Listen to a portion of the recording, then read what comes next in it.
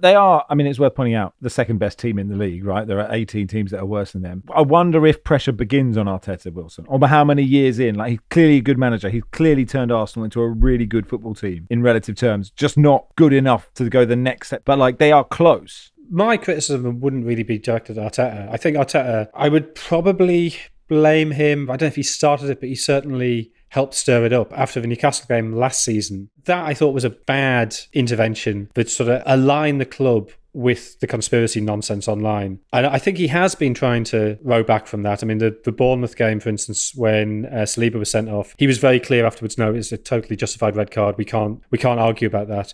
And I think he has tried to be a bit more composed about that kind of thing. Football has this habit of kind of one thing goes wrong and, the manager has to be sacked because he hasn't been perfect. I think Arteta has clearly made Arsenal better. I think things aren't going right at the moment, but nobody's in a better position to understand why they're going wrong and to grasp how to put them right than Arteta. So I think you give them at least one more year. If they fail in the same way next season, then fair enough. But the last 2 seasons, they've got a high points tally and just been beaten by one of the best teams we've ever seen in England. So you can't really blame him for that. This season, I think, is much more culpable, but they have had the injuries.